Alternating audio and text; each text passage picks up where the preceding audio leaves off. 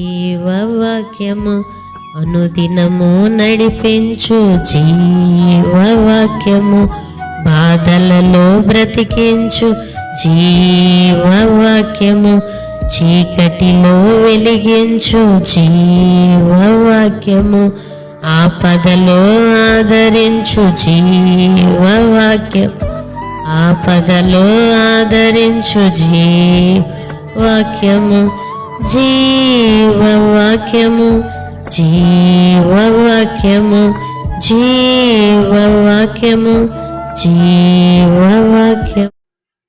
దేవుని నామానికి మహిమ కలుగునుగాక. క్రీస్తునందు ప్రియమైన దేవుని బిడ్డలారా, ఈ దినము ఏప్రిల్ 10వ తేదీ. లేఖన భాగము లూకాసు వార్త 12వ అధ్యాయము 35వ వచనము నుండి 59 వచనాలలో దేవుని యొక్క వాగ్దానము. 42వ వచనం, తగిన కాలములో ప్రతి వానికి ఆహారం పెట్టును. అవును, దేవుడు తగిన సమయంలో మనల్ని హెచ్చించేవారుగాను, మరి పక్షులకి జంతువులు కూడా తగిన కాలంలో గుప్పిలిప్పి ఆహారంని పెట్టే దేవుడు మనకి కూడా మొదటి పేతురు రాసిన పత్రిక 5వ అధ్యాయము 6వ వచనములో తగిన సమయమందు నేను మిమ్మల్ని హెచ్చించినట్లుగా నా బలిష్టమైన హస్తమ కింద దీన మనసులై ఉండుడి అని వాక్యం సెలవిస్తుంది. అవును, మనం దీన మనసులుగా అణిగి ఉన్నప్పుడు, సబ్మిట్ చేసుకున్నప్పుడు దేవుడు తగిన సమయంలో దేవుడు దీవిస్తాడు.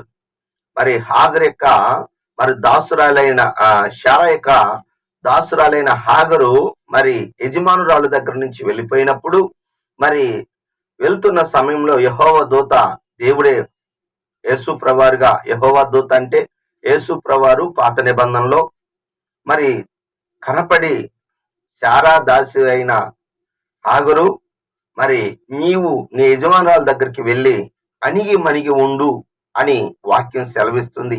ఆదికాండం 16వ అధ్యాయము 9వ వచనం. అలాగా నువ్వు ఉన్నప్పుడు నీ యొక్క కుమారుణ్ణి సంతానాన్ని విస్తరింప చేస్తాను, ఇష్మాయేలుని దీవిస్తాను. దాదాపు 12 మంది రాజులు ఆయన గర్భవాసమున పుట్టారండి. నిజం, దేవుడు స్పష్టంగా తెలియచేస్తున్నాడు, మనం దీవించబడాలి అంటే కొంతకాలము దేవుని యొక్క చేతి కింద అణిగి ఉండాలి.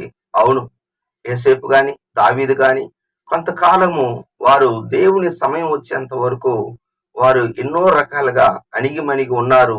దేవుడు వాళ్ళని దీవించాడు. ఒప్పుకోవాల్సిన పాపాన్ని మనం చూసినట్లయితే 53వ వచనము, ఈ రాబోయే కాలంలో అంత్య దినాలలో మరి తండ్రి కుమారుని, కుమారుడు తండ్రిని, మరి ఒక్కొక్కసారి మరి దేవుని నమ్ముకున్న బిడ్డలే ఇతరుల్ని అప్పచెప్తారు. అంటే విరోధులుగా ఉంటారు. విరోధులుగా మనం ఉండకూడదు. ప్రభు నిమిత్తము మనము మరి దీవెనకరంగా ఉండాల్సింది, విరోధులుగా ఉండకూడదు. మరి ఆకాను ఇశ్రాయేలు ప్రజలకి విరోధంగా పాపం చేశాడు. యెహోషువ గ్రంథం 7వ అధ్యాయం 20వ వచనములో మరి శాపగ్రస్తమైన దాన్ని, మరి బంగారు కడ్డి వస్త్రాన్ని తీసుకొని దాచిపెట్టుకొని ఇశ్రాయేలు హాయి మీద ఓడిపోవటానికి కారణమయ్యాడు. అట్టి సమయంలో మరి యెహోషువ బట్టలు చించుకొని ప్రార్థన చేస్తున్నా, ఇదిగో మీలో ఒకడు విరోధముగా పాపం చేశాడు, అందువలనే మరి మీరు ఓడిపోయారని చెప్పాడు. ఎప్పుడైతే ఆ చెడుతనమును అనగా ఆకాను తొలగించారో హాయి పట్ట మీద జయం వచ్చింది. అవును, విరోధ భావం మనలో ఉంటే, మరి నువ్వు బలి అర్పణ చేసేటప్పుడు, మందిరంలో నువ్వు ప్రార్థన చేసేటప్పుడు నీ విరోధి ఎవరికైనా, నీ స్నేహితుడి మీద కానీ ఇంట్లో వాళ్ళ మీద కానీ విరోధ భావం కలిగి ఉంటే దాని ముందు పశ్చాత్తాపడాలి. అప్పుడు దేవుడు మన అర్పణను అంగీకరిస్తాడు. చివరిగా ఆజ్ఞ చదువుకొని ప్రార్థన చేసుకుందాం. 40వ వచనము, మరి అనుకున్న గడియలో యేసు ప్రభువు రాబోతున్నాడు కాబట్టి సిద్ధముగా ఉండాలి, సిద్ధపడి మనం ఉండాలి. బైబిలు స్పష్టంగా బాప్తిస్మిచ్చి యోహాను ద్వారా తెలియజేస్తున్న మాట ఏమిటి అనగా, లూకాసు వార్త 1వ అధ్యాయం 17వ వచనము, ప్రభు కొరకై ఆయుత్తపడి ఉన్న ప్రజలను సిద్ధపరచాలి. ప్రభు కొరకు ఆయుత్తపడే ప్రజలను మనము సిద్ధపరచాలి. గుర్తుపెట్టుకోండి, నీవు దేవుడి కొరకే.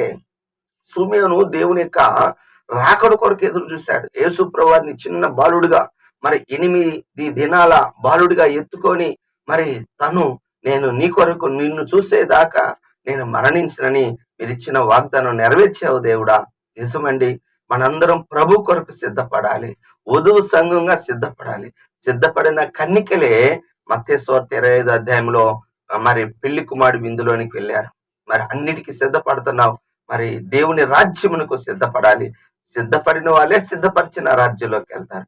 సిద్ధపడకపోతే మరి విడవబడతారు. కనుక అందరము ప్రభు రాకడికి సిద్ధపడదుము గాక. ఆమేన్. కళ్ళు మూసుకున్నట్లయితే ప్రార్థన చేసుకుందాం. ప్రేమ కలిగిన తండ్రి యేసయ్య, నీ వందనాలు, స్తుతులు, స్తోత్రాలు నాయన. ఈ ఉదయ కాలములో నాయన నీ కృపలో నీ దయలో మాకిచ్చి నీ గొప్ప ధన్యతకే కృతజ్ఞతాస్తుతులు చెల్లిస్తున్నాము తండ్రి. నీకు వందనాలు నాయన. ప్రభువా, నీకే కృతజ్ఞతాస్తుతులు చెల్లిస్తున్నాము తండ్రి. నాయన, మేము సిద్ధపాటు కలిగి ఉండాలయ్యా. అయ్యా, సిద్ధపాటు కలిగి ఉండండి. తగిన సమయంలో ఇచ్చిస్తావు తండ్రి. విరోధ భావం లేకుండా మేము ఉన్నట్లుగా నీ కృప చూపించి బలపరచమని, మహిమను తెచ్చుకోమని యేసు నామములో ప్రార్థిస్తున్నాను తండ్రి. ఆమేన్. తండ్రి యొక్క ప్రేమ, కుమారుని యొక్క కృప, పరిశుద్ధాత్మ యొక్క అన్యోన్య సహవాసం సదాకాలం మనందరికి తోడుగా ఉండును గాక. ఆమేన్. హల్లెలూయా. దేవుడు మిమ్మల్ని దీవించును గాక. ఆమేన్.